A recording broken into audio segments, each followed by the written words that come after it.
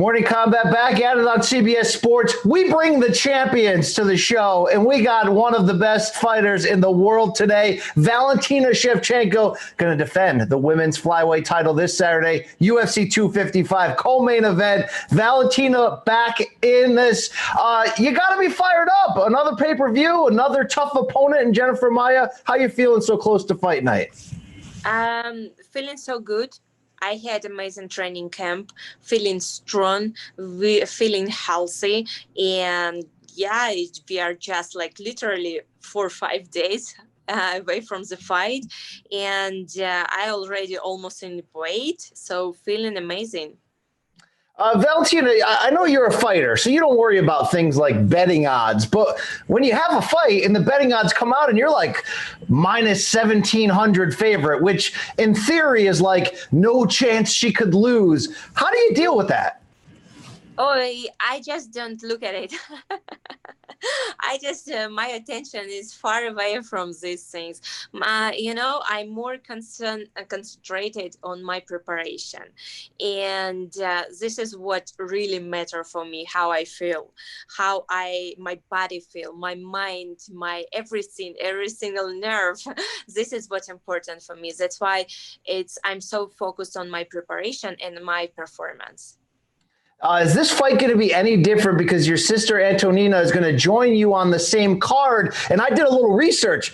2005 was the last time in MMA, at least, that you guys have fought in the same time. That was in South Korea. How does that change things for you? Oh, no, it was not 2005 last time because we fought a lot in Muay Thai championships. At least 2015, it was, I think, yes, 2015 for the Muay Thai championships. It was the last time when we fought on the same card, or same world championship. And it's kind of like hard, but easy from from other parts. It's easy. It's because we have all preparation together. We helping each other, and we do every time like our trainings together. From other side, we know what to expect from this kind of challenges. And when she's fighting first than me, well, I know how to manage my feelings, my nervous and everything for not being affected with all this thing. But it's great from because we work together, we train very hard together, and we can just have free time for a little bit together as well. Because before it was kind of like I'm preparing, she helping me, then she started to prepare to her fight, I helping her. But you know who suffers more from all of this? It's our coach, Pavel Fedotov. Is constant work from one to another, no rest for him. But this time it's going to be a little bit rest for everyone. Yes. Yeah. Your sister is going to be in there against Ariane Lipsky, I believe is her name. You'll be in there, of course, in the co-main event. Do you corner each other when this happens, when you fight on the same card, or do you just separate the business? No, this time, no, it's going to be too much for cornering. And yeah, we have amazing guys who are going to be cornering us along the side of our coach, Pavel. So yeah, we're going to join together after the event.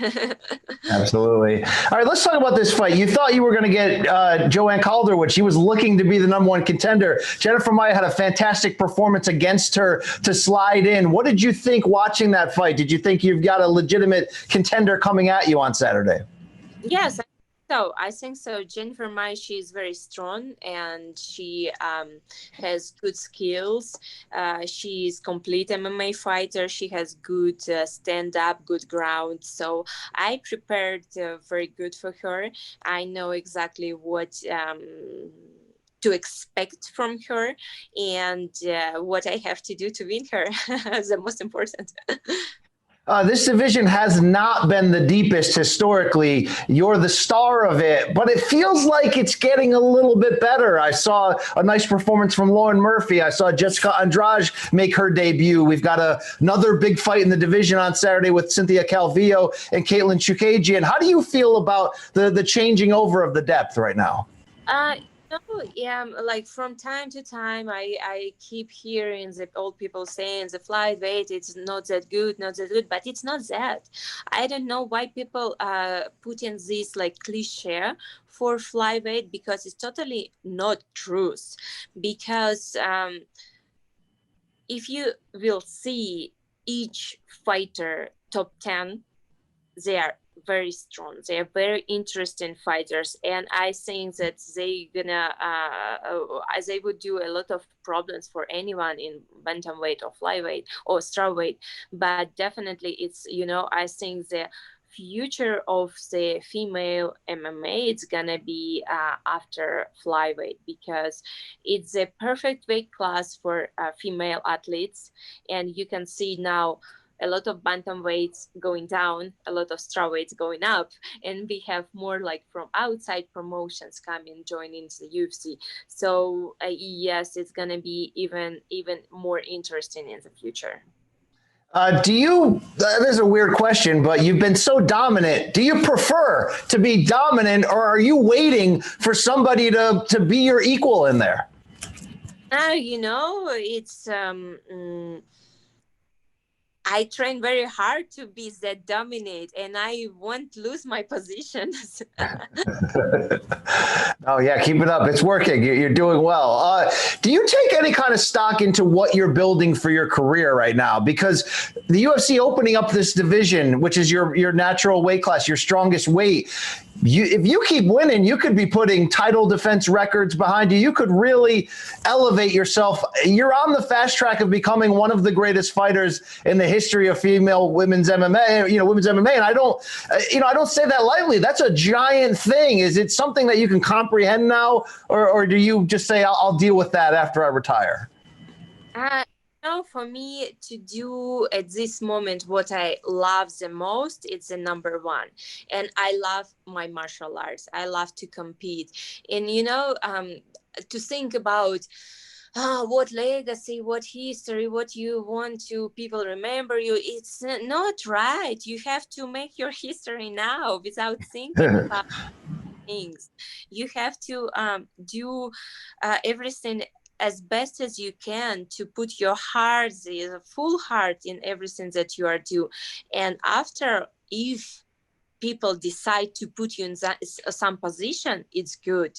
But you never have to ask someone, oh, you have to put me in there, in the ranking, it's here, in here. It's I don't know, it's just like not myself. I don't see me just like going and saying, oh, please put me here, put me there. I just do what I love the most. Martial arts for me, it's everything.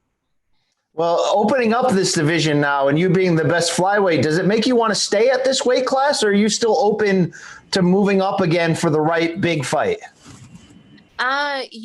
I was competing first in bantamweight, and I felt very strong in this weight class as well. But the same, you're feeling that so they're all bigger, just bigger, higher and bigger.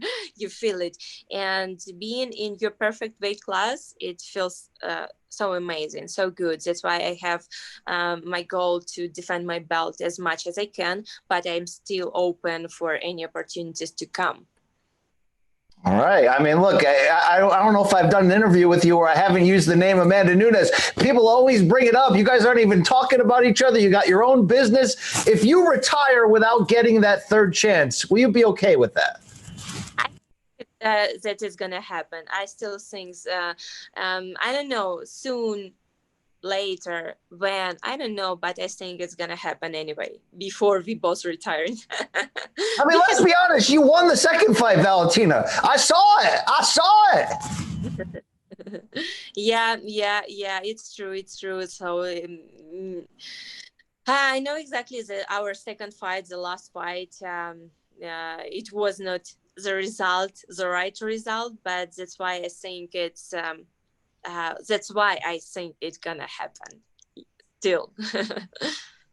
Ultimately, what do you think, whether it's bantamweight or flyweight, what do you think has separated you from the fighters you've beaten? What's different about you? Is it just the years of practice and building your art? I think so, the experience. It's definitely number one, the experience, because I do martial arts 27 years now. Wow. Wow. That's a People long relationship. Yes.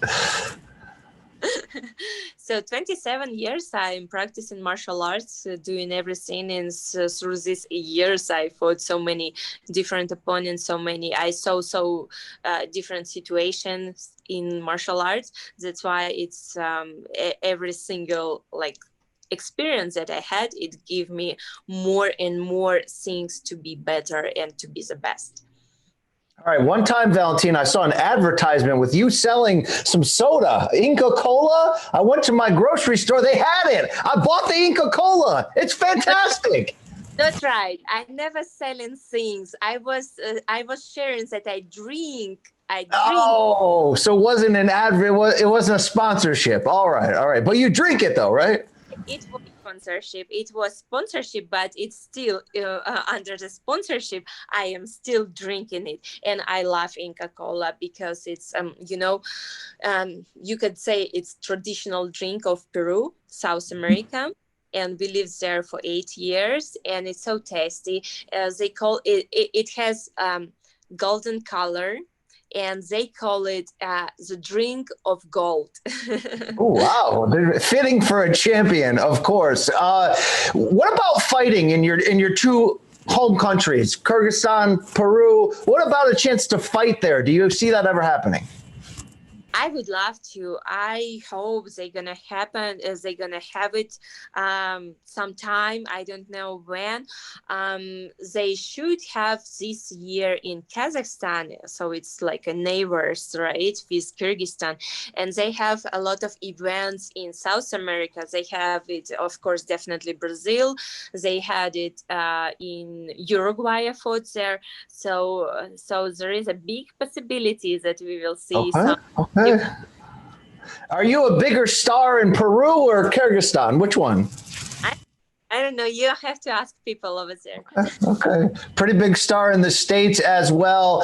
Can't wait for this fight on Saturday, Valentina, against Jennifer Maia. What do you have to do to get your hand raised one more time? Be myself.